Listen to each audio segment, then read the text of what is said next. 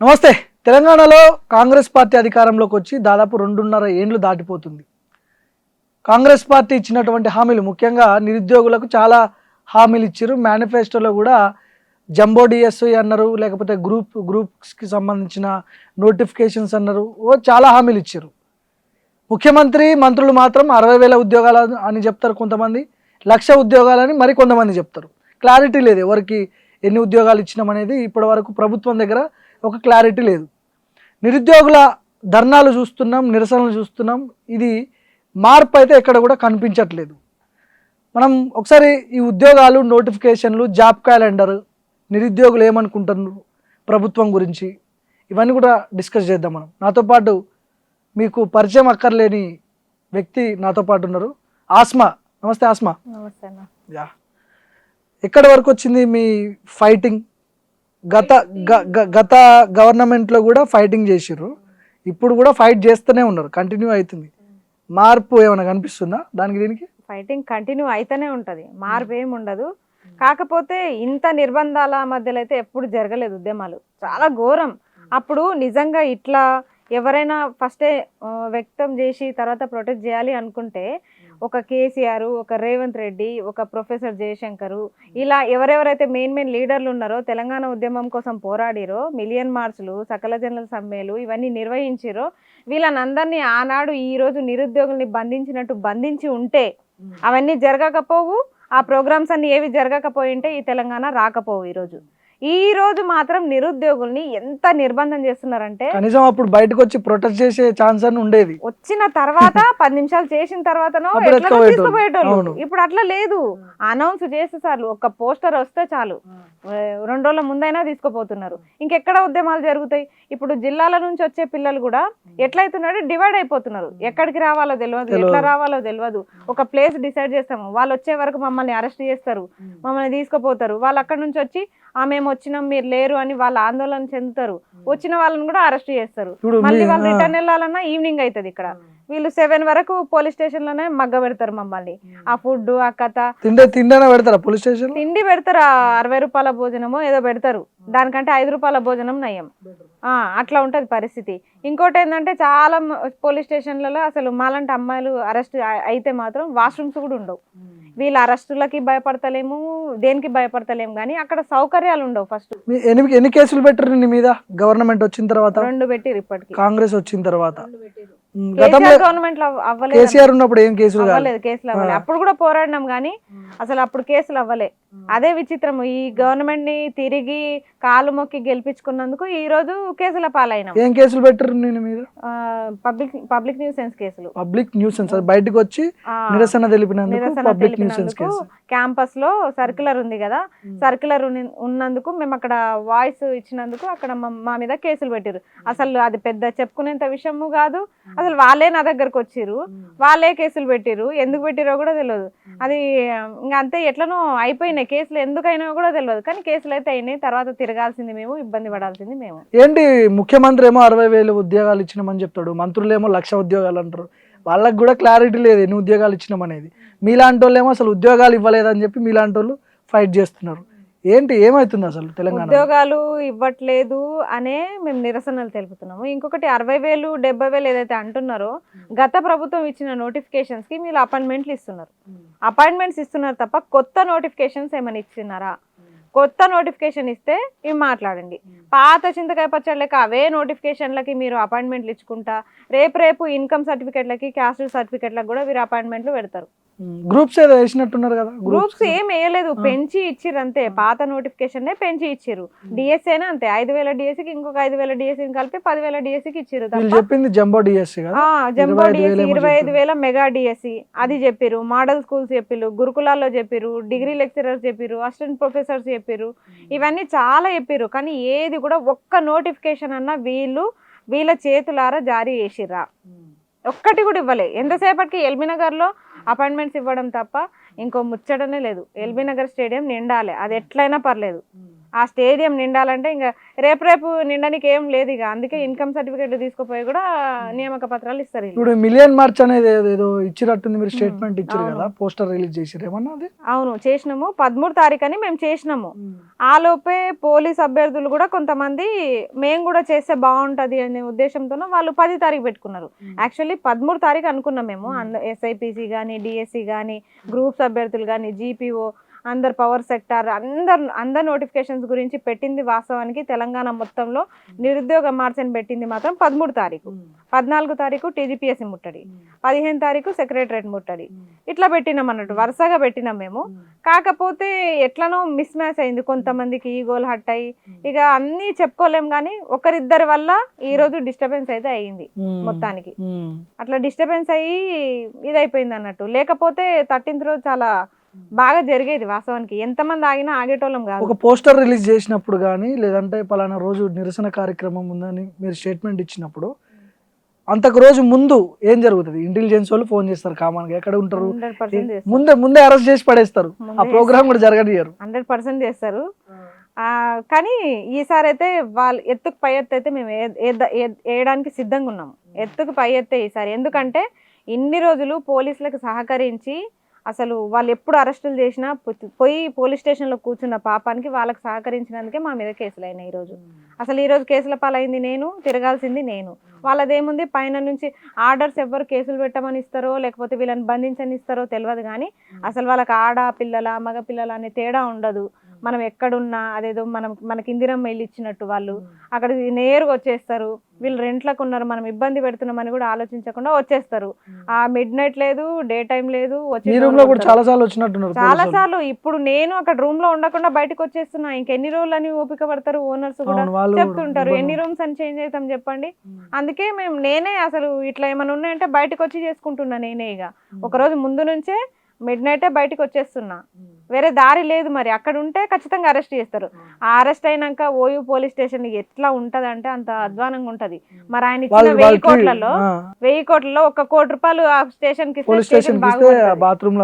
అవన్నా కడతారు, కనీసం మమ్మల్ని అరెస్ట్ చేస్తారు కదా, మా కోసమన్నా ఆ వాష్రూమ్స్ కట్టిస్తే బాగుంటుంది. ట్రీట్మెంట్ ఎట్లుంటది అంటే లోపల పోలీస్ స్టేషన్ కి పోయిన తర్వాత అక్కడ పోలీసులు కూడా సరిగా ట్రీట్ చేయరు మిమ్మల్ని, అస్సలు ఎట్లా పురుగుల్ని చూసినట్టు చూస్తారు. నేను వచ్చిన ఒకసారి నువ్వే స్టేషన్ లో ఉన్నప్పుడు, అయితే ఎందుకు ఇట్లాంటి పరిస్థితి ఎందుకుంది నాకే అర్థమైతలేదు అసలు. నిజం, నేను ఒకటి ఆలోచిస్తున్నా ఈరోజు, అసలు ఇట్లా ఈ విధంగా జరిగి ఉంటే ప్రత్యేక తెలంగాణ రాష్ట్రం వచ్చేదా? అసలు వీళ్ళంతా బయటకు వచ్చేటోళ్ళు అప్పుడు. అసలు చాలా మంది ఆత్మ బలిదానాలు కూడా చేసుకున్నారు. అసలు ఈ విధంగా ఉంటే 1200 మంది కాదు, చాలా మంది చేసుకుంటారు. ఇప్పటికీ 14 మంది నిరుద్యోగులు మనకు తెలిసిన కళ్ళ ముందు తెలిసిన వాళ్ళే చనిపోతుంటే ఇప్పటికీ కూడా నిమ్మకు నీరెత్తకుండా గింత కూడా కనికరం లేకుండా పోలీసుల తీరు ఎట్లా ఉందంటే, వీళ్ళు కూడా నిరుద్యోగులు మొన్న ఇండియా గెలిచిందంటే మాత్రం బయటకు వచ్చి సంబరాలు చేసుకురు. ఆ రోజు కూడా పోలీసులు వచ్చిర్రు, మరి ఆ పోలీసులను లెక్క చేయకుండా వచ్చిర్రు. మరి ఈ రోజు ఎందుకు రాలే? కోఆర్డినేషన్ లేదా మీ నిరుద్యోగులు? కోఆర్డినేషన్ కాదు, ఏం కాదు, అందరు సోషల్ మీడియానే ఫాలో అవుతున్నారు. ఫాలో అవుతున్నప్పుడు ఇప్పుడు 30 లక్షల మంది నిరుద్యోగుల్ని బొట్టు పెట్టి పిలవలేము కదా. ఒక సోషల్ మీడియానే మాకు వెపన్. దాని ద్వారానే జిల్లాల్లో గ్రామాల్లో ప్రతి ఇంటికి మెసేజ్ చేరవేసే ప్రయత్నం చేస్తాం మాకున్న గ్రూప్లల్లో. మేము చేసే ప్రయత్నం అక్కడ మేము ప్లస్ అవుతుంది అనుకుంటున్నాం కానీ అదే పెద్ద మైనస్ అవుతుంది. ఇప్పుడు ఎక్కువ మంది రావాలి, అందరికి విషయం తెలవాలి. అందరికి తెలవాలనుకునే లోపే ఈ పోలీసులు అలర్ట్ అయిపోయి మమ్మల్ని ఇబ్బంది పెడుతున్నారు. ఇప్పుడు వాళ్ళు క్రికెట్ టీం గెలిచింది అని బయటకు వచ్చి ఎగిరినంత మీ ఉద్యోగాల కోసం ఒక్కరోజు వచ్చింటే బాగుంటుండే. ఆ రోజు హ్యాపీగా ఉండి పోలీసులని ఎత్తుకుంటున్నారు, ఎత్తేస్తున్నారు, అని చేస్తున్నారు. మరి ఈ రోజు ఎందుకు ఎత్తేస్తలేరు పోలీసులని? వాళ్ళు వచ్చి అంత అరెస్టులు చేసి అంత ఇబ్బంది పెడుతున్నా ఎందుకు ఏమంటలేరు వాళ్ళని? మరి ఇబ్బంది పెడుతున్నారు వాస్తవానికి పోలీసులు. అట్లా చేస్తే మీకు జీతాలు పెరుగుతాయి అనుకుంటున్నారు. మీ ఉద్యమంలో నిజాయితీ లేదని చెప్పి అంటున్నారు చాలా మంది. ఖచ్చితంగా నిరుద్యోగుల ఉద్యమం ఫేక్ ఉద్యమం. ఒక పార్టీ వీళ్ళని ముందు పెట్టి వాళ్ళ రాజకీయ లాభం కోసం నిరుద్యోగులను ముందు పెట్టి వాళ్ళు డబ్బులు ఇచ్చి చేపిస్తున్నారు అనే ఎలిగేషన్స్ చాలా వస్తున్నాయి. అట్లే అనుకొని అప్పుడు కాంగ్రెస్ పార్టీ మా వెనకాల నుండి నడిపించిందని వీళ్ళు అనుకున్నారు, బీఆర్ఎస్ వాళ్ళు అనుకున్నారు, వాళ్ళ అధికారంలో ఉన్నారు కదా అట్లా అనుకున్నారు. అప్పుడు కాంగ్రెస్ పార్టీ నడిపించింది నిజమే అయితే ఇప్పుడు బీఆర్ఎస్ పార్టీ బీజేపీ పార్టీ నడిపించింది కూడా నిజమే. అది వాళ్ళ విజ్ఞతకే వదిలేస్తా. పైసలు ఇస్తుర్రా మీకేమన్నా? మాకైతే ఎవ్వరు పైసలు ఇస్తలేరు. అప్పుడు కాంగ్రెస్ పార్టీ ఇచ్చిందా చెప్పమని చెప్పండి. ఈ మా నిరుద్యోగ నాయకులు ఉన్నారు కదా, రియా సారు, బల్మూరు వెంకటు, ఇంకా కోదండరామ్ సారు, ఆకునూరి మురళి సారు, వీళ్ళంతా మాకు సన్నిహితులే కదా. మరి వీళ్ళందరూ మాకు ఎన్ని డబ్బులు ఇచ్చి అప్పుడు ఉద్యమాలు చేయించారో అది ఆ క్వశ్చన్ వాళ్ళనే వేయండి. అవును మేము నిజంగానే ఇచ్చినాం, వీళ్ళకి నిజంగా ఇచ్చే బస్సు యాత్రలు చేయించినాము, ఇచ్చే వీళ్ళతోనే ప్రచారాలు చేయించినాం అని చెప్తే ఒప్పుకుంటాం. ఇప్పుడు వీళ్ళు కూడా డబ్బులు ఇచ్చినట్టే. మీరు మంచిగానే ఉంటారు, నిరుద్యోగుల్ని మాత్రం వీళ్ళు రాజకీయ నిరుద్యోగులు, వీళ్ళు ఇట్లా చేస్తారు అట్లా చేస్తారు అని ఎందుకు చెప్తారు? మీరు చేసే ఉద్యమం మీరు సిన్సియర్ గా ఒక పద్ధతి ప్రకారం చేసుకుంటూ వెళ్తే నో ప్రాబ్లం, అందరూ హర్షిస్తారు. కానీ మీరు పోయి పొలిటికల్ పార్టీస్ని ఎప్పుడైతే పోయి మీరు కలుస్తున్నారో, వాళ్ళ ప్రెస్ మీట్లలో మీరు కనపడుతున్నారో, అది ఏ పార్టీ అయినా కావచ్చు, అట్లాంటప్పుడు ఇట్లాంటి అనుమానాలు సహజంగా వస్తుంటాయి కదా. అరే వీళ్ళు ఈ పార్టీకి వీళ్ళు సపోర్ట్ చేస్తున్నారు, వాళ్ళు కూడా వీళ్ళని వాడుకుంటున్నారు అనే లైన్లో ఖచ్చితంగా మాట్లాడతారు ఎవరైనా. బస్సు యాత్రలు చేసిర్రు, బస్సు యాత్రలు ఏ పార్టీ పర్పస్ లో చేసిర్రు? అంటే చాలా మంది కాంగ్రెస్ లో ఉన్న వాళ్ళు కనపడ్డారు గతంలో. అప్పుడు బస్సు యాత్రలు చేసింది నిరుద్యోగులే, వాళ్ళంతా కాంగ్రెస్ పార్టీ నిరుద్యోగులే అవుతారా? దాంట్లో రియాసార్ లాంటి వాళ్ళు ఉన్నారు. రియాసార్ ఒక్కడే కాదు కదా, వెనకాల వందల మంది నిరుద్యోగులు ఉన్నారు కదా. మరి వాళ్ళంతా ఆ రోజు కాంగ్రెస్ పార్టీ సింబల్ ఉండంగా కూడా, ఆ 3 రంగుల జెండా, ఈ చేతి గుర్తు అన్ని ఉండంగా కూడా నిరుద్యోగులు పోయి బస్సులు ఎక్కి బస్సు యాత్రలు ఊరూరా చేసిర్రు. మరి ఆ రోజు ఎన్ని డబ్బులు ఇచ్చారు వీళ్ళకి? మరి ఆ రోజు రాజకీయ నిరుద్యోగులే కదా వాళ్ళు. అప్పుడు చేస్తే మాత్రం మంచి నిరుద్యోగులు, ఇప్పుడు మాత్రం మీరు తప్పు చేస్తున్నారు కాబట్టి ప్రతిపక్షాల సపోర్ట్ తీసుకుంటున్నాము అంటే మాత్రం ఎట్లా తప్పు అవుతుంది? ఇంకొకటి, ఎందుకు పొలిటికల్ పార్టీ సపోర్ట్ ఎందుకు తీసుకోవాలి? ఎందుకు తీసుకోవాల్సి వస్తుంది అంటే, ఇక్కడ ఎవ్వరు తినడానికో తాగడానికో తీసుకోరు. ఇక్కడ ఏం జరుగుతుందంటే, ఒక గ్రూప్ 1 కేసు కానీ కొన్ని కేసులు ఉంటాయి, ఆ కేసులకి కొన్ని లక్షల ఖర్చు వస్తుంది. ఈ లక్షల ఖర్చు నిరుద్యోగులు భరించలేరు. ఎంతమంది ఉన్నారు రాష్ట్రంలో నిరుద్యోగులు? ఎంతమంది ఉన్నారు? ఇప్పటికైతే టీజీపీఎస్సీ చెప్పింది కదా, 30 లక్షల మంది 30 లక్షల మంది తలా ₹1 వేసినా కూడా లీగల్ కేసు పెద్ద అయితే. కానీ అందరు కూడా 1:2 లో అందరు కూడా క్వాలిఫై అవ్వలేరు కదా, సెలెక్టెడే కదా. గ్రూప్ 1 కేసులు ఎంత పడతాయి? ఒక 500 పోస్టులే పడతాయి కదా. 30 లక్షల మంది ఉన్నారు, మరి 30 లక్షల వేకెన్సీస్ ఇస్తారా? ఇవ్వరు కదా. 500 ఇస్తారు. గ్రూప్ 1 గ్రూప్ 2 అదొక 1000 ఇదొక 500 ఇస్తే, అట్లాంటప్పుడు 500 మందికి ఒక 500 మంది 5,000 వేసినా కేసుకి డబ్బులు సరిపోవు. అప్పుడు ఎప్పుడు వేసుకుంటారు ఈ కేసులు అంటే, 1:2 లో సెలెక్ట్ అయ్యో ఎగ్జామ్ రాసిన వాళ్ళు మాత్రమే ఈ కేసులు వేసుకుంటారు. ఇప్పుడు ఈ కేసులు లీగల్ సెల్ మొత్తం బీఆర్ఎస్ వాళ్ళేనా మిమ్మల్ని చూసుకునేది? బీఆర్ఎస్ అనే కాదు కదా, ఇప్పుడు కవితక్క చూసుకుంటుంది, బీజేపీ చూసుకుంటుంది, చాలా మంది చూసుకుంటున్నారు. ఒక్క బీఆర్ఎస్ అనే కాదు, అసలు అవసరం అయితే మేము ఎవరిని అడగము, వాళ్ళే మీ దగ్గరకు వచ్చి మీకు సపోర్ట్ ఇస్తారు. 100% వాళ్ళే వస్తారు. ఎందుకంటే మేము తప్పు చేసినాం అని చెప్పేసి వాళ్ళే సరిదిద్దుకుంటున్నారు. అట్లాంటప్పుడు ఇది ఒక వ్యక్తికి చేసే, రాజకీయ నాయకులకి నిరుద్యోగులకి తేడా ఏముంది? మీరు కూడా పొల్యూట్ అయిపోతున్నారు కదా. ఎవ్వరు పొల్యూట్ అవ్వట్లేదు. ఇక్కడ చెప్తున్నాం కదా, ఇప్పుడు జీవోలు తెచ్చేది వాళ్ళు, కొట్టేసేది వీళ్ళు, మధ్యలో మాకేం సంబంధం? వాళ్ళు తెస్తారు, ఎవరు అధికారంలో ఉంటే వాళ్ళు జీవోలు తెస్తారు. కొన్ని జీవోలు బీఆర్ఎస్ తెచ్చినవి ఉన్నాయి, అందుకే వాళ్ళు నోరు మెదపలేరు. కొన్ని గురుకులాల్లో కానీ కొన్ని 46 జీవో కానీ బీఆర్ఎస్ వాళ్ళు తెచ్చిరు కాబట్టి వాళ్ళు చేసిన తప్పు వాళ్ళే సరిదిద్దుకోవాలి. మరి మేమెందుకు పెట్టుకోవాలి ఆ లక్షల రూపాయలు? వాళ్ళు తెచ్చిరు కాబట్టి వాళ్ళే కొట్టిపియాలి. అది ఇంకో ముచ్చటనే లేదు. మిమ్మల్ని వాళ్ళు వాడుకుంటున్నారు అనే సంగతి మీకు మేమే అందరిని వాడుకుంటున్నాం, మేమే వాడుకుంటున్నాం వాళ్ళని. ఇందులో మీకు వచ్చిన లాభం ఏంది? ఉద్యోగాలు రావట్లేదు, మీకేమొచ్చింది? ఇక్కడ జీవోలు ఫస్ట్ కొట్టిపోవాలి. ఈ జీవోలన్నీ ఉండొద్దు. ఈ జీవోలన్నీ పోతే నిరుపేద విద్యార్థులకి న్యాయం జరుగుతుందనే మా ప్రయత్నం. మేము చెప్పేది అది. ఇప్పుడు ఈ సోకాల్డ్ నాయకులు అందరూ ఉన్నారు కదా, బల్మూరి వెంకట్ కావచ్చు, రియాజ్ కావచ్చు, వీళ్ళందరూ ఉన్నారు. గతంలో మీకు సపోర్టెడ్ గా వాళ్ళు బయటకు వచ్చిరు, కొట్లాడారు. ఇప్పుడు ఏమంటారు వాళ్ళ దగ్గరికి పోతే, మీరు పోతే? ఇప్పుడు మమ్మల్ని కలిసే పరిస్థితుల్లో లేరు. అపాయింట్మెంట్ దొరుకుతలేదా? అసలు అపాయింట్మెంట్ అంటారు. ఒకప్పుడు అయితే ఒక మొన్నటి దాకైనా, ఒక 6 months బ్యాక్ వరకైనా అన్న ఈ సమస్య ఉంది అంటే మాట్లాడేటోళ్ళు. ఇప్పుడు మాత్రం వాళ్ళ వల్ల కాదని అర్థమైపోయింది. చెప్పగానే చెప్తున్నారు, వాళ్ళు ఫోన్లు ఎత్తుతలేరు, అసలు పోయినా కలుస్తలేరు. ఒకసారి ఈ సమస్య ఉంది మాట్లాడదామన్నా మాట్లాడట్లే. అక్కడనే అర్థమైపోతుంది మా వల్ల ఏది కాదు. ఎవ్వరు వాళ్ళని కలిసే ప్రయత్నం అయితే ఇప్పటిదాకా. ఎన్నిసార్లు కలిసారు మీరు? నేనైతే ఎప్పుడు కలవలేదన్నా. గ్రూప్ 1 విషయంలో అసలు వీళ్ళెవరు ఒక్కటేసారి లేదన్నా, నేను తీసుకోలేదు. నిరూపించండి. ఎవిడెన్స్ ఎక్కడ ఉంటది? పైసలు ఎవిడెన్స్ ఎందుకుంటావు? క్యాష్ ఇప్పుడు ఇంత తెలిసిన వాళ్ళకి ఎవిడెన్స్ ఎట్లా దొరకదన్నా? ఖచ్చితంగా దొరుకుతుంది కదా. ఇప్పుడు ఈ పుకార్లన్నీ కాదు. ఫస్ట్ కేటీఆర్ ని, మంచి క్వశ్చన్ అడిగిరు, కేటీఆర్ ని కలవాలంటే కేటీఆర్ కలవాడు. ఫస్ట్ ఆయన కింద ఉన్న పిఏ తిరుపతిని కలవనికనే మనకి అసలు చాలా టైం పడుతుంది. అట్లాంటిది కేటీఆర్ కలవడం అంతా అంత ఆషామాషి కాదు. కానీ అసలు ఈ తిరుపతే కలవాడు. మన ఆయన ఒక ప్రెస్ మీట్ లో మీ పేరు తీస్తాడు కదా, ఆస్మా ఉంది నిరుద్యోగి ఇక్కడ అని చెప్పి మీ పేరు ప్రస్తావన తీసుకొస్తాడు. ఎందుకు అది తీసుకొచ్చిండు? గ్రూప్ 1 విషయంలో మనోళ్ళంతా గ్రూప్ 1 జడ్జిమెంట్ వచ్చిన తర్వాత కొంతమంది అవైలబుల్ గా లేకపోతే ప్రతిపక్షాలు 100% సపోర్ట్ చేయాల్సిందే మాకు. ఈ విషయంలో కేసుల విషయంలో కానీ జీవోల విషయంలో సపోర్ట్ చేయాల్సిందే. కాబట్టే ఆ రోజు ప్రెస్ మీట్ పెట్టారు. ప్రెస్ మీట్ పెడితే ఎవరు అందుబాటులో లేకపోతే నేను అక్కడనే దగ్గరలో ఉంటే వెళ్ళినప్పుడు ఇక కామన్ గా మనం మాట్లాడుతుంటాం కదా, ఆ వీడియో చూసి ఆయన పలకరించారు. ఆ తర్వాత గంతి జరిగింది. నేను బయట ప్రెస్ మీట్ కి కూడా వెళ్ళలేదు, నేను మెయిన్స్ కూడా క్వాలిఫై కాలేదు, నేను ఎందుకు వెళ్ళాలని చెప్పేసి నేను లోపలనే ఉన్నా. ఆయన పిలిచి ఇట్లా కేసులు ఎందుకు పెట్టిరు, పిల్లల మీద కేసులు కొట్టేపియండి, ఇక్కడ ఆ అమ్మాయి ఉంది ఆమె కూడా కేసు పెట్టిరు అని చెప్పేసి అన్నారు.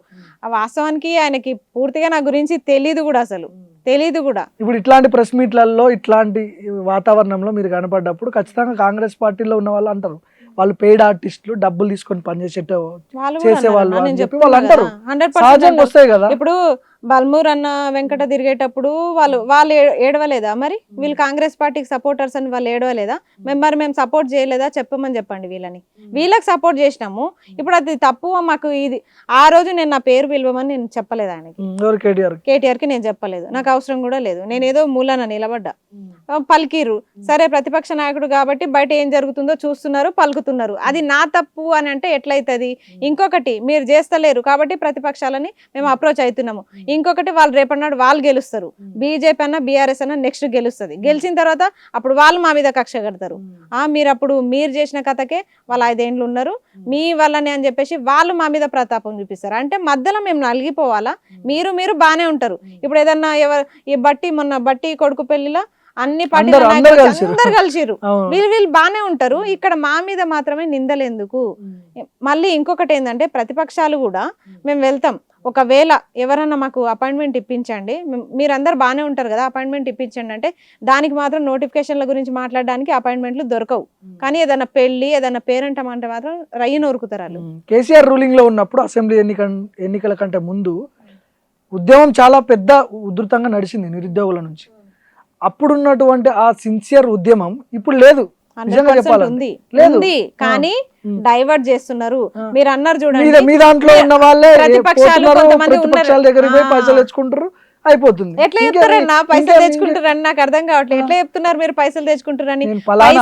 చెప్పట్లేదు, కాదు పైసలు కనిపిస్తున్నారు, ప్రెస్ మీట్లలో కనిపిస్తున్నారు, ఆ నాయకుల దగ్గర కనిపిస్తున్నారు, వాళ్ళ ఇళ్లలో కనిపిస్తున్నారు. అంటే పోగానే ప్రతిపక్ష నాయకులు పైసలు తీసి పైసలు ఇచ్చేస్తున్నారా వీళ్ళకి? పోగానే అమ్మ వచ్చిండ్రు వీళ్ళంతా నిరుద్యోగులు వచ్చిరని పైసలు తీసి ఇస్తున్నారా? ఇది అవాస్తవం.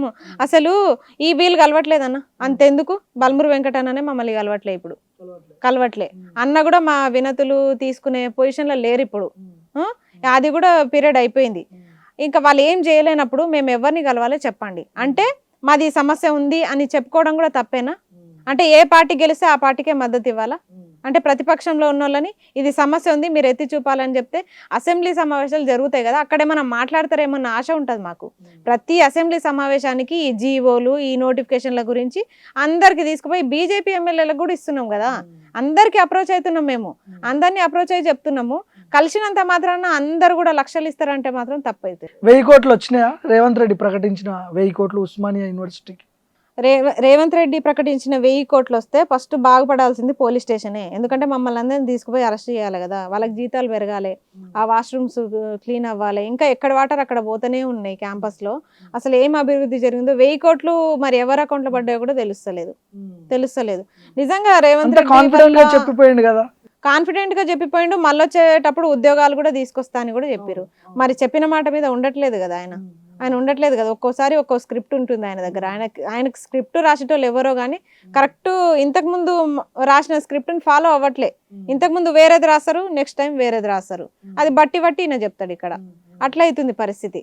విద్యాశాఖ మంత్రి లేడు తెలంగాణలో. 2.5 ఏళ్ళు అయింది ప్రభుత్వం ఏర్పడి, విద్యాశాఖ మంత్రి లేడు. మీరు పోయి ఒకవేళ వినతి పత్రం ఎవరికన్నా ఇద్దామన్నా కూడా ఎవరికి వాళ్ళు కూడా అర్థం కాని పరిస్థితి. ముఖ్యమంత్రి అంటే ముఖ్యమంత్రి చెప్తున్నారు. చెప్పండి మరి ఇలాంటి టైంలో విద్యాశాఖ మంత్రి మమ్మల్ని కలవనప్పుడు ప్రతిపక్షాలు కాకపోతే ఎవరిని కలుస్తాం చెప్పండి. ఇప్పుడు కింద ఉన్న లీడర్లు కూడా ఎవరు పట్టించుకోవట్లే, ఎమ్మెల్సీలు కానీ ఎమ్మెల్యేలు కానీ ఎవ్వరు కూడా పట్టించుకోవట్లే. వీళ్ళకి ఎంతసేపటికి ప్రాజెక్టులు, ఏడా ఎంత దోచుకుందాము, ఏడెంత సంపాదించుకుందాం, ఎందుకంటే నెక్స్ట్ మనం రాము, ఇప్పుడే మనం ఈ 2 సంవత్సరాలనే ఇంకా దోచుకోవాలి, తర్వాత సెటిల్ అయిపోవాలని వీళ్ళ పనుల మీద వీళ్ళు ఉన్నారు. మరి మేము ఎవరితో చెప్పుకోవాలి చెప్పండి? సో మళ్ళీ ఇప్పుడు ఇదే కాంగ్రెస్ పార్టీ అప్పుడంటే బీఆర్ఎస్ కి వ్యతిరేకంగా మీరు బస్ యాత్రలు చేసిర్రు, కనపడ్డోళ్ళందరి కాళ్ళు మొక్కి బీఆర్ఎస్ ని ఓడగొట్టారు అటు ఇటు చేసి. కాంగ్రెస్ కూడా సేమ్ ఇప్పుడు ఇటు ప్రతిపక్షంలో ఉన్న వాళ్ళ సైడే మీరు ఉంటారు అంతేనా? కాంగ్రెస్ ని ఓడగొట్టడానికి కూడా అట్లనే తిరుగుతారా అంటున్నా నేను. కాంగ్రెస్ ని ఆల్రెడీ తిరుగుతున్నాం కదా, నేనైతే స్టార్ట్ చేసిన. ఎందుకంటే ఫస్ట్ నష్టపోయిందే మా గురుకుల అభ్యర్థులు కాంగ్రెస్ పార్టీ వచ్చిన తర్వాత. ఫస్ట్ మహిళలు హారిజెంటల్ వల్ల ఏం నష్టపోయారు గురుకుల అంటారు. వర్టికల్ రిజర్వేషన్ అన్నారు. ఫస్ట్ వర్టికల్ రిజర్వేషన్ లోనే మాకు నోటిఫికేషన్ ఇచ్చారు, కానీ తర్వాత హారిజెంటల్ ఇంప్లిమెంట్ చేసి రాగానే హారిజెంటల్ తీసేసి అక్కడ మహిళలకు కొంచెం నష్టం జరిగింది. గురుకుల పాఠశాలలో మాత్రమే, బయట నోటిఫికేషన్స్కి ఓకే, కానీ ఇక్కడ ఉమెన్స్ స్కూల్స్ ఎక్కువ ఉంటాయి కాబట్టి ఇక్కడ చూస్తే బాగుండే, కానీ వాళ్ళు పాటించలే. తర్వాత ఇక ఈ జిఆర్ఎల్ ఇవ్వకుండా డైరెక్ట్ రిజల్ట్ ఇవ్వడము, పీజీటీ ఫస్ట్ ఇవ్వడము, డౌన్ మెరిట్ లిస్ట్ పాటించకపోవడము, అట్లా జరగడం వల్ల 9,000 పోస్టుల ఉద్యోగాలకి 3,000 పోస్టులు మాత్రమే నిండినాయి, మిగతా 4,000-5,000 పోస్టులు ఖాళీగానే ఉన్నాయి. అట్లాంటప్పుడు మరి మీరు నోటిఫికేషన్ ఎవరి కోసం ఇచ్చినట్టు, ఎవరి కోసం ఫిల్ చేసినట్టు? ఇందులో మేము డిమాండ్ చేసేది ఏంటంటే బ్యాక్లాగ్ పోస్టులు చాలా మిగిలిపోతున్నాయి, అవన్నీ డౌన్ మెరిట్ లిస్ట్ ద్వారా మేము ఇవ్వాలని చెప్పేసి అప్పటి నుంచి ఉద్యమం స్టార్ట్ చేసినాం. అప్పుడు శాంతియుతంగానే మొత్తం ధర్నా చౌక్ వీటి ద్వారానే మేము ట్రై చేసినాము. ఈ ఎమ్మెల్సీ బల్మూర్ అన్న, ఇంకా శ్రీధర్ బాబు సార్, మొత్తం వీళ్ళ దగ్గరనే, ఇంకో ప్రపంచానికే మేము పోలేదు. మరి అంతా మీ మీద నమ్మకంతో మీ చుట్టూ తిరిగితే మీరు చేసింది ఏముంది? చివరికి ఏ నోటిఫికేషన్ అయినా అంతే. ఇప్పుడు హారిజెంటల్ రిజర్వేషన్ వల్ల నేను జూనియర్ లెక్చరర్లు కోల్పోయినప్పుడు, అన్ని నోటిఫికేషన్లు నేను కోల్పోయినప్పుడు నష్టపోయింది నేను, ఆ బాధ నాకు తెలుస్తుంది. లేకపోతే ఈ రోజు ఉద్యమాల్లో ఉండాల్సిన అవసరం నాకేంది? ఈ నిందలు పడాల్సిన 100%. ఇప్పుడు డిగ్రీ లెక్చరర్ నోటిఫికేషన్ కి కూడా జీవో నంబర్ 4 ని తీసుకొచ్చారు నిన్న, అది కూడా ప్రెస్ మీట్ అయింది. అసలు వీళ్ళు దెబ్బ మీద దెబ్బ కొడతా ఉంటే మాకు ఉద్యోగాలు ఇట్లా చేతులారా ఈ జీవోల వల్ల మిస్ అవుతుంటే. ఇంకొకటి ఏంటంటే ఇక్కడ గమనించాల్సిన విషయము, ఇప్పుడు నోటిఫికేషన్ ఇప్పటికిప్పుడు ఇచ్చినా ఆ జీవోల మీద మళ్ళీ కేసులు పడతానే 100%. ఎవరు వేస్తారు? మీ వాళ్ళు వేస్తారు కదా మళ్ళీ. ఇప్పుడు డిఎల్ గురించి అయితే నేనే వేస్తా, ఎందుకంటే ఫస్ట్ జీవోలను సవరణ చేయాలి. నోటిఫికేషన్లకి ఎందుకు అడ్డుకోవాలి? అసలు వాళ్ళు అడ్డుకట్టగా ఈ జీవోలను ఎందుకు పెట్టాలి? కేసులు ఎందుకు వేయాలంటున్నా నేను. ఎందుకు వేయదు చెప్పండి? ఎవరో ఒకరికైతే వస్తుంది కదా, ఎవరో ఒకరికి, నిరుద్యోగులకే కదా వచ్చేది. నిరుద్యోగులకే వస్తుంది. అట్లనన్నా పోస్టులు పెంచుతుర్రా? 10 సంవత్సరాల తర్వాత వచ్చే నోటిఫికేషన్లు ఎన్ని పోస్టులతో వేయాలి? ఒక 1000 పోస్టులు కూడా ఉండట్లేదు గ్రూప్స్ లో అయితే ఒక 1000 పోస్టులు. మెగా డిఎస్సి 25,000 మెగా డిఎస్సి అన్నారు, అది అసలు అత్తా లేదు ఇప్పటిదాకా. ఇదే ఆకునూరు మురళి సారు ఎలక్షన్స్ కంటే ముందు లైబ్రరీల చుట్టూ తిరిగి ఉస్మానియా లైబ్రరీకి వచ్చి మాతో డిస్కస్ చేసి ఇట్లయితే బాగుంటది, ఒక 20,000 మందికి ఉద్యోగాలు వస్తాయి, మిగతా 90 లక్షల మంది 30 లక్షల మంది ఏం చేయాలి, ఏం చేసి బతకాలని ఆలోచించిన సహృదయుడు, గొప్ప ఉదార స్వభావుడు. మరి ఇప్పుడు ఎందుకు ఆలోచించట్లే? సావండి అంటుండు, సావండి, అదే మీ కర్మ సావండి అంటుండు. ఎవరు సావాలి ఇప్పుడు? మమ్మల్ని అంటున్నాడు. ఇప్పుడు ఆ నివేదిక తప్పు, మీరు ఇట్లా మాట్లాడొద్దు అని అంటే సావండి, మీరు వేసుకున్న రోడ్లు మీరు గెలిపించుకుని మీరు సావండి అంటే, మరి అవే ఓట్ల కోసం మీరు వచ్చి లైబ్రరీల చుట్టూ ప్రచారాలు చేయలేదా? అంటే అప్పుడు రేవంత్ రెడ్డి పంపుతూనే వచ్చారు, ఇప్పుడు కూడా ఆయన పదవి ఇచ్చిండు కాబట్టి ఆయనకే వత్తాసు పలుకుతున్నారు. మీరు నిరుద్యోగుల పక్షాన కొట్లాడింది ఏముంది? మళ్ళీ పైనుంచి ఆ రోజైతే నేను స్వయంగా ఆయన మాట్లాడినప్పుడు విన్నా, ఉస్మానియా యూనివర్సిటీ లైబ్రరీ ముందు ఒక 100 కానీ ఒక 1000 మందికి గ్రూప్ 1 పోస్టులు ఇస్తారు, ఆ తర్వాత 30 లక్షల మంది అప్లై చేసుకుంటారు, 1000 మందికి ఉద్యోగాలు వస్తాయి. మిగతా వారికి స్కిల్ డెవలప్మెంట్ మొత్తం చేయాలి, వాళ్ళకి కొత్త స్కిల్స్ నేర్పించాలి, వాళ్ళకి వేరే వృత్తులు కల్పించాలి, చదువుకున్న వారికి కొత్త ఉద్యోగాలు కల్పించాలి అని ఆలోచించిన వ్యక్తి ఈరోజు ఎందుకు ఆలోచించట్లే? ఈ రోజు ఎక్కడ పోయింది? మరి అదే ఇప్పుడు ఈ నివేదిక ఇచ్చేటప్పుడు అదే లైబ్రరీకి వచ్చి మీరు డిస్కస్ ఎందుకు చేయలేదు నిరుద్యోగులతోటి? పోయి చేయాలి కదా. మీరు స్కూళ్ళకి వెళ్ళి స్కూళ్ళల్లో ఉన్న కనీసము గవర్నమెంట్ స్కూళ్ళల్లో చాక్ పీసుల కరువు ఉంది, చక్కగా బ్లాక్ బోర్డ్ అంటారు కానీ బ్లాక్ బోర్డులు అన్ని బ్లాక్ లేవు. ఏ స్కూల్లో కూడా ఒక్క స్కూల్లో అయినా బ్లాక్ బోర్డు బ్లాక్ కలర్ లో ఉన్నాయా? చూసిరా? పెచ్చులు ఊడిపోయి అవి ఎప్పుడు పడిపోతాయో తెలియకుండా ఆ చెక్క బల్లలు పెట్టుకొని పాఠాలు చెప్తున్నారు. ఇప్పుడు అంటే ఆ బుక్స్ లోనే వర్క్స్ వస్తున్నాయి కాబట్టి దాంట్లోనే డైరెక్ట్ రాస్తున్నారు. ఎవరన్నా బ్లాక్ బోర్డ్ యూజ్ చేస్తున్నారా? చాక్ పీసులు బోర్డులు గతి లేని స్కూళ్ళకి వెళ్ళి మీరు ఎక్కడో ఫారెన్ యూనివర్సిటీలో ఫారెన్ స్కూళ్ళలో పెట్టినట్టు ఈ నివేదిక తీసుకురావడంలో అర్థం ఏముంది? ఇందాక మీరు ఏదో వస్తే కేసు వేస్తా, నేనే కేసు వేస్తా అన్నారు, ఏంటి దేని గురించి? జైల్లా? DL degree lecturer. ఇప్పుడు దాన్ని కూడా జీవో నంబర్ 4 తీసుకొచ్చిర్రు. ఇప్పుడు 29 జీవో ఎట్లా గ్రూప్ 1 లో ఉందో, 108 జీవో డిఎస్సీలో ఎట్లా ఉందో, 46 జీవో పోలీస్ అభ్యర్థులకు ఎట్లా ఉందో, డిగ్రీ లెక్చరర్ దాంట్లో ఏ జీవో లేకుండే ప్రశాంతంగా ఉందనుకున్నాం. అది ఎప్పుడు వస్తుందని వెయిట్ చేస్తుంటే దాంట్లో కూడా జీవో తీసుకొచ్చారు. మన ఫిబ్రవరి 12కి వచ్చింది ఆ జీవో కూడా. ఈ 46 జీవో పంచాయతీ ఇంకా తేలలేదు, అది ఇంకా తేలే. అది అప్పుడెప్పుడో 3-4 ఏళ్ళు అయిపోయింది కదా. అయిపోయింది. ఇప్పుడు అదే అంటున్నాం, ఇప్పుడు వాళ్ళైనా కష్టపడ్డారు. ఆ జీవో క్యాన్సల్ అవుతుంది, రద్దు చేస్తామని మాట ఇచ్చిన తర్వాతనే వాళ్ళందరూ కూడా అవుట్ అండ్ రైట్ గా దిగి కాంగ్రెస్ పార్టీ కోసం కష్టపడ్డారు. మరి అట్లాంటప్పుడు ఆ జీవోని రద్దు చేయకపోగా ఇంకా వాళ్ళని ఇబ్బంది పెడుతూ ఆ ఏజ్ రిలాక్సేషన్ పెంచాలి, ఇంకా 20,000 తోటి పోస్టులు ఇవ్వాలని చెప్పేసి వాళ్ళందరూ ఈ రోజు పెట్టిరు నిరుద్యోగ మార్చ్ అని. వాళ్ళ కోసం వాళ్ళు పెట్టుకుంటే స్పందించాలి కదా. కనీసం 2 సంవత్సరాల కాలం అయిపోతుంది, ఇంకా ఎప్పుడు స్పందిస్తారు? ఫస్ట్ ఇవ్వాల్సిన నోటిఫికేషన్ అదే అన్నారు, తర్వాత డిఎస్సి అన్నారు. మరి ఇవి ఇచ్చేటప్పుడు 3 సార్లు టెట్ పెట్టిరు. 3 సార్లు టెట్ పెట్టే కంటే మా పైసలన్నీ వసూలు చేసుకుంటున్నారు. 3 సార్లు టెట్ అంటే అన్న ఇప్పుడు ఎంతమంది దగ్గర పేపర్ 1 పేపర్ 2 అంటే దాదాపుగా 1,00,000 మంది అయినా అప్లై చేసుకుంటారు. 1,00,000 × 1,000 వేసుకోండి ఎంతైతే. దాంట్లో క్వాలిఫై అయ్యేది ఒక 30% 12% తక్కువనే అవుతారు పేపర్ కి పేపర్ 2కి. మరి మిగతా ఫీజులన్నీ మీకే ఉంటాయి. ఫీజుల కోసం పెట్టినట్టే మరి అంతే కదా. 1,000 రూపాయల ఫీజు అంతకుముందు లేకుండే. నిజం చెప్పాలంటే మేము అడుగుతేనేమో ఇప్పుడు ఆన్లైన్ ఎగ్జామ్ కదా అంటారు. ఎంత ఆన్లైన్ అయినా ఒక అర్హత పరీక్షకి అంత ఫీజు ఉండదు. 1,000 రూపాయల ఫీజు పెట్టేసారు, చాలా ఫీజు పెంచారు. అప్పుడు 200 ఫీజు, 200కి టెట్ ఎగ్జామ్. మేము అడగలేదు కూడా, ఆన్లైన్ ఎగ్జామ్ అడిగినామా ఆఫ్లైనే పెట్టండి, అర్హత పరీక్షకి ఆన్లైన్ ఎగ్జామ్ ఎందుకు అంత పెట్టినా? మళ్ళీ తిప్పి కొడితే ఈ లాంగ్వేజెస్ వాళ్ళకి బయోసైన్స్ వాళ్ళేమో మ్యాథ్స్ చదవాలి, వాళ్ళేమో బీఈడీలో బయోసైన్స్ మాత్రమే చదువుతారు సైన్స్ వాళ్ళు మళ్ళీ టెట్కి వచ్చేసరికి మళ్ళీ మ్యాథ్స్ చదవాలి. ఇప్పుడు నేను తెలుగు చదివిన టీపీటీ, మళ్ళీ నేనేమో మళ్ళీ సోషల్ చదవాలి. సోషల్ అంతా చదివి సోషల్ కంటెంట్ 60 మార్కులు రాయాలి. దేనికి అసలు విద్యా వ్యవస్థలో మారాల్సింది నివేదికలో ఫస్ట్ ఇవి.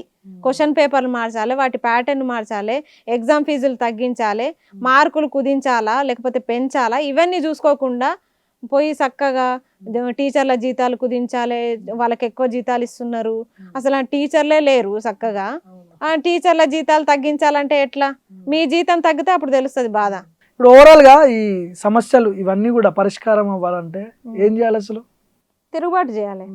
ఫస్ట్ ఆఫ్ ఆల్ తిరుగుబాటే. ఎందుకంటే వాళ్ళు ఏమనుకుంటారంటే తిరుగుబాటు అవుతుంది కాబట్టి వాళ్ళు ఎక్కటోళ్ళని అక్కడ అంచేస్తున్నారు. ప్రభుత్వం కూడా మిమ్మల్ని సీరియస్ గా తీసుకోవట్లేదేమో. తీసుకుంటుంది కాబట్టి ముందస్తు అరెస్టులు చేస్తుంది. లేకపోతే వీళ్ళందరూ గ్యాదర్ అయితే అప్పుడు సీన్ వేరే ఉంటది.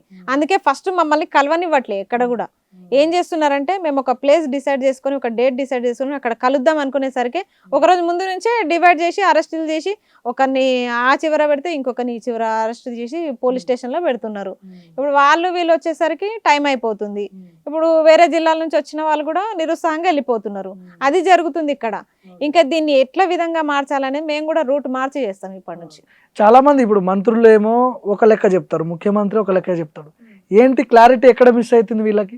వాళ్ళకి కూడా ఒక సమావేశం ఉండట్లే. ఫస్ట్ ఆఫ్ ఆల్ మమ్మల్ని ఎట్లా మొత్తం డివైడ్ చేస్తారో ఫస్ట్ ఆఫ్ ఆల్ ముఖ్యమంత్రి గారు కూడా వీళ్ళందరితో కూర్చొని ఒక మీటింగ్ పెట్టుకోవట్లేదు నిరుద్యోగుల గురించి. ఆయన కాన్సెప్ట్ గెలిచేంత వరకే ఉన్నది. ఆయన ముఖ్యమంత్రి అయితే చాలు అనుకున్నారు, అయ్యిర్రు. ఆయనకు మంచి పోస్టు లభించింది. ఇక నేను ముఖ్యమంత్రి అయినా అదే చెప్పుకుంటున్నారు తప్ప ఎవరి గురించి ఆలోచన లేదు ఆయనకి. ఇప్పుడు ఏం చేయాలి మరి? 2028 ఎన్నికలు పెద్ద లాంగ్ పీరియడ్ కూడా ఏం లేదు, ఇంకో 1 year పోతే ఎలక్షన్ మోడ్ స్టార్ట్ అయిపోతుంది. ఏంటి మీ యాక్షన్ ప్లాన్? అదే అర్థం కావట్లేదు. మేమైతే ఇప్పుడు కన్ఫ్యూజన్ లో పడుతున్నాము. అప్పుడేమో కాంగ్రెస్ పార్టీ మీద చాలా హోప్స్ తోటి మేము గెలిపించుకున్నాము. ఇప్పుడు తర్వాత బీఆర్ఎస్ ని వద్దనుకున్నాము. ఇప్పుడు మళ్ళీ గాని మేము బీఆర్ఎస్ అనుకుంటే మాత్రం వాళ్ళ ప్రతాపం వాళ్ళు చూపిస్తారు, వాళ్ళేం తగ్గరు. ఎందుకంటే అప్పుడు గెలిపించారు, ఇప్పుడు మమ్మల్ని ఎట్లా అడుగుతారు మీరు? సిగ్గులేదా మీకు అని అప్పుడు వాళ్ళు అంటారు. ఇప్పటికీ కూడా ప్రతిపక్షాలు ఎవరు కూడా మేము తప్పు చేసినామని ఒప్పుకోవట్లే. ఇప్పుడు అధికారంలో ఉన్న వీళ్ళు కూడా ఒప్పుకోరు. కాబట్టి చూద్దాం ఏం జరుగుతుందో.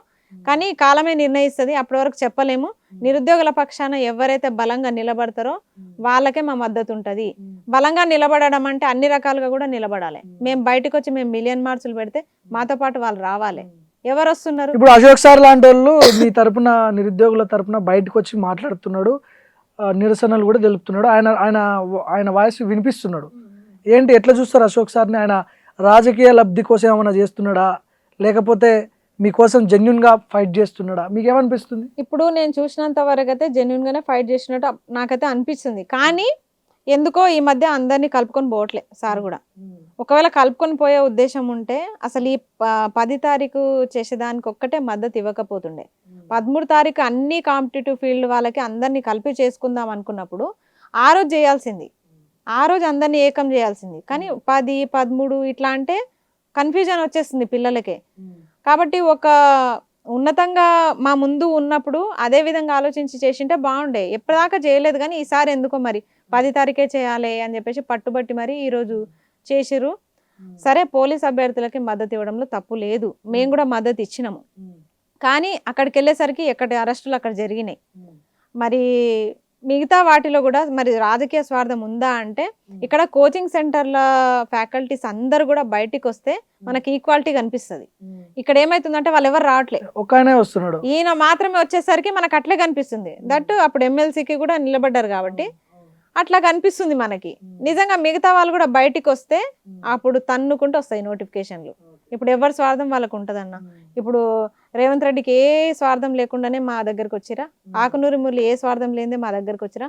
ఇప్పుడిప్పుడే వాళ్ళ రంగులు బయటపడుతున్నాయి, ఇప్పుడిప్పుడే బయటపడుతున్నాయి. ఓవరాల్ గా చివరిగా చెప్పు, ఈ ఎపిసోడ్ మొత్తం మీద నిరుద్యోగుల హామీలు, జాబ్ క్యాలెండర్, డిఎస్సి, నువ్వు చెప్పేది ఇందాక, ఇవన్నీ వీటి గురించి క్లుప్తంగా ఒకటే ముక్కలో చెప్పేసి తెలంగాణ ఉన్న నిరుద్యోగులకి ఏం చెప్తావు, తెలంగాణ నిరుద్యోగులకి ఏం చెప్తావు నీ తరపు? ఏం చెప్తున్నా అంటే, ఏదన్నా ఇండియా మ్యాచ్ గెలిచినప్పుడు, లేకపోతే ఏదన్నా అయినప్పుడు, ఒక పార్టీ గెలిచినప్పుడు వీళ్ళు ఏం చేస్తారంటే అత్యుత్సాహంగా రంగులు పూసుకుంటారు, తాగుతారు, తందనాలు ఆడతారు, వస్తారు బయటికి, పోలీసులు వస్తే ఎత్తేస్తారు, ఇదంతా హంగామా చేస్తుంటారు. కానీ ఇది ఒక పూట ఆనందం, ఒక రోజు ఆనందం, మాతో ఒక గంట ఏదైనా సరే. కానీ ఈ ఉద్యోగాలు అనేది మీ జీవితాలను నిలబెట్టేవి, మీ కుటుంబాలను నిలబెట్టేవి. వాటి కోసం ఆ విధంగా బయటకు వచ్చింటే మీరు బాగుండే, మీరు రావాలని నేను కోరుకుంటున్నా. ఇక్కడ మిమ్మల్ని ఆపేటోళ్ళు లేనప్పుడు ఇక్కడ మాత్రం ఉద్యోగాల కోసం వచ్చేటప్పుడు ఎవరు ఆపుతారు? ఆపినా ఆగొద్దు. ఇక్కడ ఆగుతున్నారా? ఆగట్లే.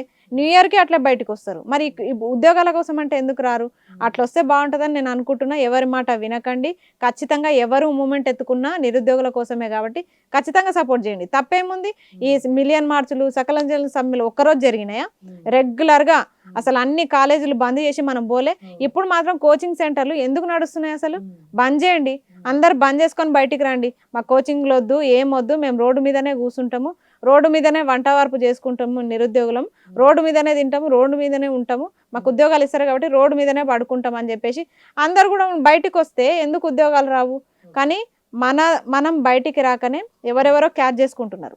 ప్రతిపక్షాలు కూడా ఇప్పటికీ మనల్ని చులకనగానే చూస్తున్నాయి. వాళ్ళకి బుద్ధి రావాలంటే ఫస్ట్ నిరుద్యోగులకి ఒక క్లారిటీ రావాలి. మీరందరూ బయటికి రావాలి. ఎవ్వరు ఏ పోస్టర్ రిలీజ్ చేసినా ఖచ్చితంగా మద్దతు ఇవ్వాలి. మా కాన్సెప్ట్ అయితే అది ఏదైనా సరే మేము ఖచ్చితంగా మద్దతు, నేను కూడా ఇస్తా, అందరు కూడా ఇస్తే బాగుంటుంది. ఇంకా ఓవరాల్గా చెప్పేది ఏంటంటే అందరు కూడా తెగింపు ఉంటేనే ఉద్యోగాలు వస్తాయి, లేకపోతే కష్టం. మీరు మర్చిపోవాల్సిందే. మళ్ళీ ఒక సంవత్సరంన్నర తర్వాత ఏదో ఒక పార్టీ జెండా పట్టుకొని మళ్ళీ వాళ్ళ కాంగ్రెస్ పార్టీని గెలిపియకండి అని చెప్పేసి నాలాగా పోయి ఆడుకోవాల్సిన పరిస్థితి వస్తుంది. రైట్.